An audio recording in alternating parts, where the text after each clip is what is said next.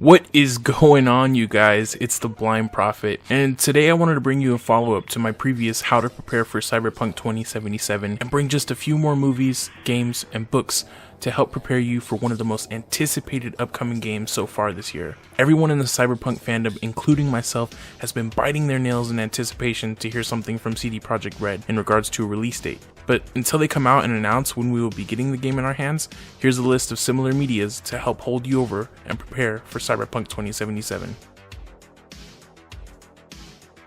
Number 1. Ghost in the Shell 2017. Ghost in the Shell is a 2017 American science fiction film directed by Rupert Sanders, based on the Japanese manga of the same name by Masamune Shirow. It stars Scarlet Black Widow Johansson, Takeshi Kitano, and Michael Pitt. Set in a near future when the line between humans and robots is blurring, the plot follows Major Johansson, a cyborg super soldier who investigates her past. This 2017 film is visually similar to what we've seen from Cyberpunk 2077, from the fictional Newport City with its hybrid of neon and holographic buildings and advertisements, to the people in the world with visible cybernetic enhancements, like with Batao, Major's second in command, who has a form of ocular enhancements giving him an imposing look. This movie is just so cool, and although the argument could be made that the original source material, or even the anime, is better, you still get the general feel and cyberpunk atmosphere from this digestible movie without having to devote your life to the manga and or anime. One thing I particularly love about this film is the hybridization of Japanese culture mixed with the futuristic cyberpunk setting, which is also a theme that 2077 is shooting for, with the iconic samurai jacket as well as the implementation of the katana and other visual elements. A great watch in preparation for Cyberpunk 2077. Number 2. The Fifth Element, 1997. Luc Besson's 1997 sci-fi thriller starring Bruce Willis centers around the idea of the Fifth Element, who comes to Earth every 5,000 years to protect the humans with 4 stones that are the 4 elements: fire, water, earth, and air.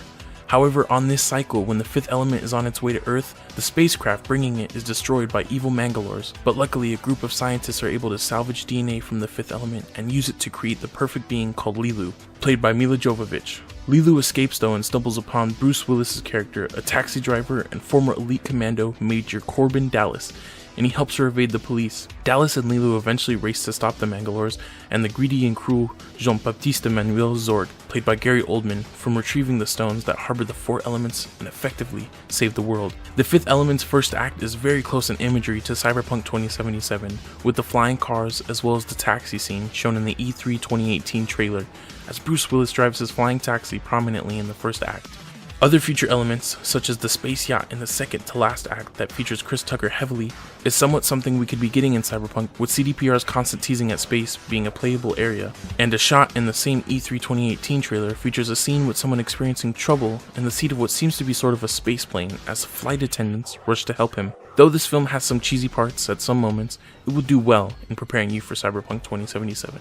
Number 3. Total Recall, 1990. Total Recall is a 1990 American science action film directed by Paul Verhoeven, starring Arnold Schwarzenegger and Michael Ironside. The film is loosely based on the Philip K. Dick short story We Can Remember It For You Wholesale. The film tells the story of a construction worker who suddenly finds himself embroiled in espionage on Mars and unable to determine if the experiences are real or the result of memory implants. Although I would say visually the 2012 remake with Colin Farrell resembles Cyberpunk's world more closely, the original 1990 film is way more worth your time.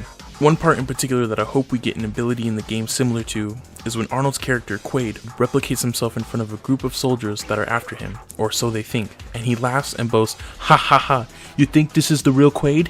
It is," and proceeds to gun down the soldiers. It's such an iconic scene, and if we had some sort of replicant ability in the game, you better believe I'd be running around, "Ha ha ha, you think this is the real V? It is." Something particularly interesting about Total Recall though, is the film was initially given an X rating, but violence was trimmed and different camera angles were used in the over-the-top scenes for an R rating. So if violence and mature content are something you're looking forward to in Cyberpunk, then this movie has that too. Like all the others on this list, Total Recall is a great watch in preparation for Cyberpunk 2077. See you at the party, Richter! Number 1. Far Cry 3 Blood Dragon, 2013.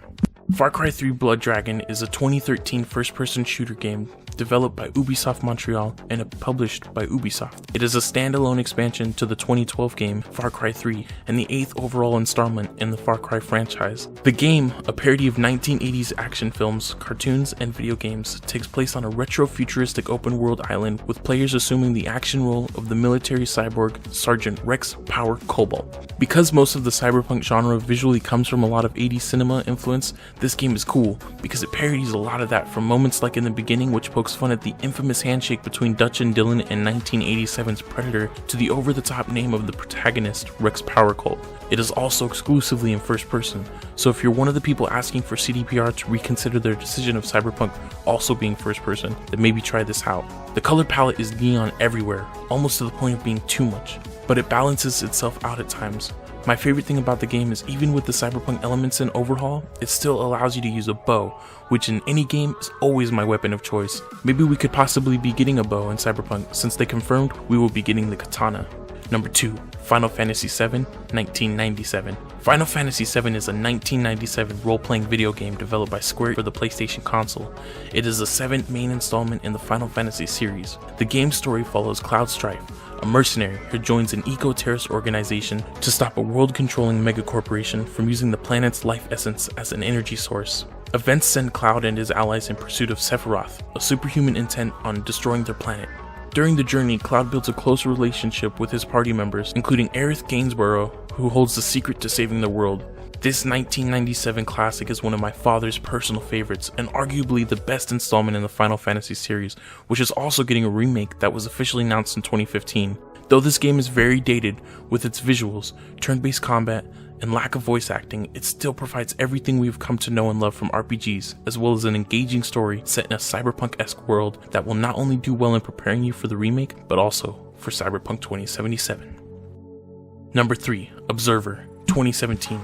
Observer is a psychological horror video game developed by Blooper Team and published by Aspyr. It was originally released for Microsoft Windows, PlayStation 4, and Xbox One on August 15, 2017. Observer follows Daniel Lazarski, a detective known as an observer who can hack people's minds as a method of interrogation and employ augmented vision to investigate his surroundings. I actually haven't even played or heard of this game before researching for this video, but I am glad that I found it because it looks to be really cool, almost like a darker version of Altered Carbon, which is trippy in itself as Altered Carbon was already pretty dark. I'm particularly interested in the element of mind hacking, which is something we could maybe look forward to in 2077, as we've seen that the people in game have implants in their heads allowing for transference of data. So maybe we'd be able to remotely hack that somehow and allow for a sort of berserker ability, or just provide ways of infiltration. That's what's so cool about getting involved in genres and fandoms like this, because everything feeds off and inspires one another, so that more ideas and visions you dive into, you can see certain elements that improve and develop the world and genre as a whole. I'm excited to try this game out for myself and see what it provides for the cyberpunk genre, and I hope you do as well. Number 1. Coco Takes a Holiday, 2014. A swashbuckling adventure that marks the science fiction debut of the exciting new author Kieran Shea. Set in a strange and brutal hyper-commercialized future 500 years from now, ex-corporate mercenary Coco Marsteller is swaggering through an easy retirement as a brothel owner on the 60 Islands, a manufactured tropical resort archipelago known for its simulated sex and violence. Surrounded by slang-drooling boy whores and synthetic Komodo dragons, Coco finds the most challenging part of her day might be deciding on her next drink. That is, until her old comrade, Portia de la Comte, sends a squad of security personnel to murder her. I actually just recently read this title and found it to be really interesting in the way that it played out, with the interweaving storylines that center on Coco's struggle.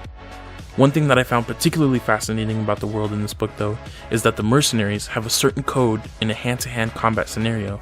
The victor bites out the eye of the opponent, marking them, which was really cool and sort of set a morality checker in the book, because if someone in the book marked another without engaging in hand-to-hand combat, they were dishonorable.